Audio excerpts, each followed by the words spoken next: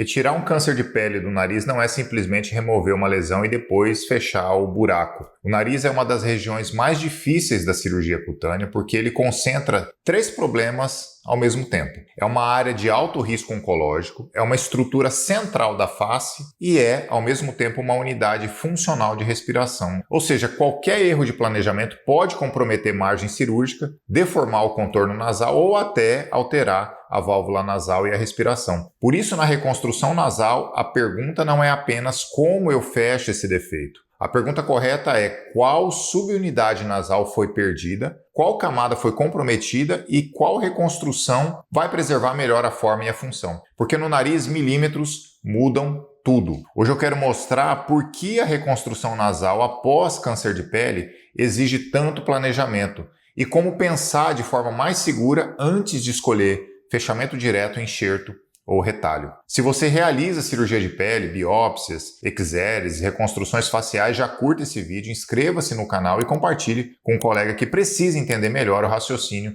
por trás da reconstrução do nariz. Eu sou Rafael Oliveira, eu sou cirurgião oncológico, atuo no tratamento cirúrgico do câncer de pele e realizo reconstruções após retirada de tumores cutâneos, especialmente em áreas nobres da face como nariz, pálpebras, orelhas e lábios. E neste vídeo, a ideia é mostrar que a reconstrução nasal não é improviso, é anatomia, oncologia e planejamento aplicados. O nariz não perdoa planejamento ruim. Em outras regiões da pele, pequenas assimetrias, pequenos degraus ou pequenas diferenças de textura podem até passar desapercebidas. No nariz, não. O nariz está no centro da face, é uma estrutura tridimensional. Tem luz, sombra, contorno, projeção, simetria e bordas livres. Uma cicatriz mal posicionada pode chamar muito a atenção. Um retalho mal planejado pode elevar a asa do nariz, por exemplo. Um fechamento sob tensão pode distorcer a narina. Um enxerto mal indicado pode ficar deprimido, hipocrômico ou com textura diferente. E uma reconstrução que ignora suporte cartilaginoso pode comprometer a forma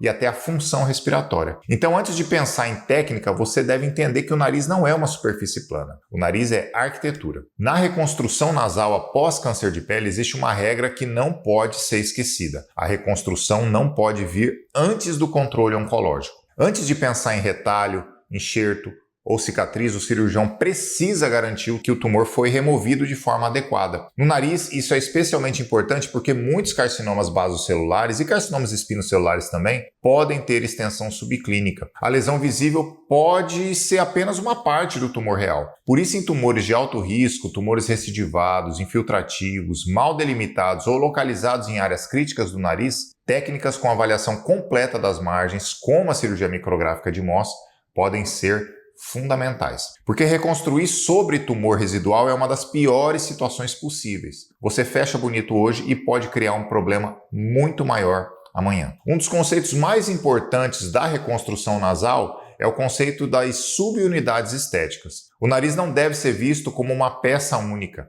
Ele é dividido em regiões com contornos, espessuras e reflexos de luz diferentes. Dorso nasal, paredes laterais, ponta, asas nasais, columela, triângulos moles e região alar são algumas. Cada subunidade tem pele diferente, curvatura diferente e importância funcional diferente. Mas por que isso importa? Porque uma cicatriz colocada dentro da transição entre subunidades pode ficar muito mais discreta. Já uma cicatriz atravessando o centro de uma subunidade convexa, por exemplo, como a ponta ou a asa nasal, pode ficar muito mais visível. Em alguns defeitos, reconstruir respeitando a subunidade inteira pode produzir um resultado melhor do que simplesmente fechar o menor defeito possível. Essa é uma das grandes lições da reconstrução nasal. Às vezes, o melhor resultado não vem do menor corte, mas do melhor posicionamento das cicatrizes. Na reconstrução nasal, não basta medir o tamanho do defeito, você precisa perguntar quais camadas foram perdidas. Foi só a pele? Perdeu o subcutâneo? A cartilagem ficou exposta? Houve perda de cartilagem? Houve perda de mucosa interna? Existe comunicação com a cavidade nasal? Essa análise muda completamente a ideia da reconstrução. Um defeito superficial pode aceitar fechamento direto, enxerto ou retalho local. Um defeito com cartilagem exposta pode exigir tecido vascularizado para cobertura. Um defeito com perda de suporte cartilaginoso pode precisar de enxerto de cartilagem para manter o contorno e evitar colapso do nariz. E um defeito de espessura total precisa reconstruir 3 camadas camadas: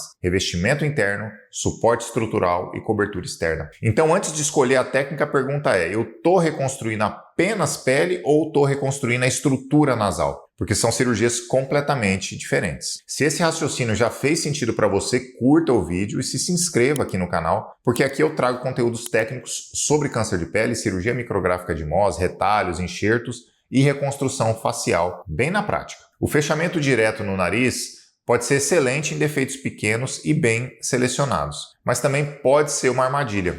Bom, por quê? Por que a gente imagina que pode ser uma armadilha? Porque o nariz tem pouca pele disponível em várias regiões, especialmente na ponta, dorso distal e asa nasal. Se você força um fechamento primário em uma área sem mobilidade suficiente, você pode criar distorções importantes. Pode elevar a asa nasal, pode estreitar a narina, pode desviar a ponta, pode apagar o sulco alar, pode criar uma cicatriz sob tensão ou pode alterar o contorno da unidade nasal. Então a pergunta não é: dá para aproximar as bordas? Não, a pergunta tem que ser: dá para aproximar sem tensão, sem deformar a narina, sem deslocar a ponta e sem comprometer a estética da subunidade? Se a resposta for não, o fechamento direto deixou de ser simples e virou risco. O enxerto de pele pode ser uma boa opção em alguns defeitos nasais, mas precisa ser muito bem indicado. Ele pode funcionar especialmente em defeitos superficiais, com leito bem vascularizado, em áreas côncavas ou menos projetadas, como a parede lateral ou o dorso nasal em casos selecionados. Mas o enxerto tem limitações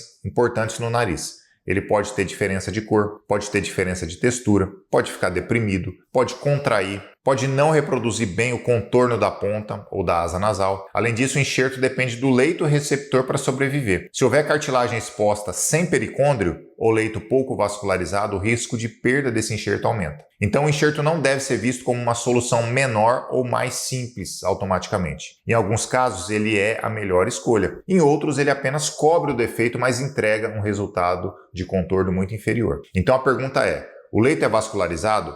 A área aceita diferença de textura e a contração não vai deformar uma borda livre? Esses devem ser os questionamentos. Os retalhos têm um papel muito importante na reconstrução nasal porque trazem tecido semelhante, vascularizado e próximo ao defeito. E isso faz muita diferença. No nariz, cor, espessura, textura e contorno são fundamentais. Um retalho bem planejado pode preservar a transição entre subunidades, posicionar cicatrizes em linhas mais favoráveis e reconstruir volume de forma mais natural. Retalhos de avanço podem ser úteis em defeitos selecionados do dorso e parede lateral. Retalhos de rotação e transposição podem ajudar a recrutar tecido de áreas vizinhas. O bilobado pode ser útil em defeitos pequenos da ponta e dorso distal, quando bem indicado e bem desenhado. O nasogeniano pode ser valioso para asa nasal e parede lateral. E o retalho frontal paramediano continua sendo uma das grandes opções para defeitos maiores e mais complexos do nariz. Mas nenhum retalho deve ser escolhido pelo nome. A pergunta deve ser sempre: de onde a pele vem, para onde ela vai, qual vetor será criado e que estrutura nasal pode ser distorcida. Se existe uma região do nariz que testa o planejamento cirúrgico, essa região é a asa nasal. Poucos milímetros de tração podem mudar a simetria da narina. Um fechamento direto forçado pode levar a margem alar. Um enxerto que contrai pode retrair a asa nasal. Um retalho com vetor errado pode apagar o sulco alar ou deformar o contorno da narina, e isso não é apenas estético. A asa nasal participa da válvula nasal externa. Se ela perde suporte, pode haver colapso inspiratório e prejuízo funcional. Por isso, defeitos alares exigem muito respeito anatômico. Você precisa avaliar a pele externa, suporte cartilaginoso, revestimento interno e borda livre. Às vezes, apenas cobrir pele não é suficiente, é preciso preservar ou reconstruir suporte. Na asa nasal, então, a pergunta deve ser: a reconstrução vai manter o contorno, simetria, sulco alar e função respiratória?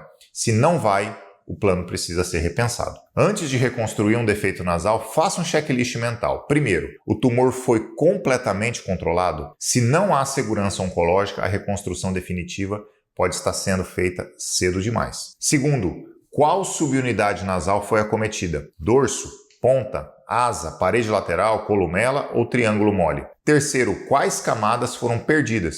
Apenas pele? Cartilagem, mucosa? Foi de espessura total? Quarto, existe suporte estrutural suficiente? Se a cartilagem foi comprometida, talvez seja necessário reconstruir suporte. Quinto, qual técnica preserva melhor forma e função? Fechamento direto, enxerto, retalho local, retalho interpolado ou a combinação de técnicas. Sexto, onde ficarão as cicatrizes? Elas respeitam as subunidades e as linhas naturais? Sétimo, qual vetor de tensão vai ser criado? Ele pode distorcer a asa nasal, ponta, narina ou a válvula nasal? Esse checklist evita uma reconstrução improvisada. A maior lição da reconstrução nasal é que não existe uma técnica universal. O mesmo defeito em 2 pacientes diferentes pode exigir soluções completamente diferentes. Porque a pele muda, a espessura muda, a flacidez muda, a subunidade muda, o leito muda, a profundidade muda, o risco oncológico muda e a expectativa estética também muda. O erro é olhar para o defeito e tentar encaixar uma técnica decorada. O acerto é olhar para o nariz como uma estrutura tridimensional, funcional e estética. Na reconstrução nasal, você não está apenas fechando pele, você está restaurando a arquitetura. Então, antes de reconstruir um defeito nasal após câncer de pele,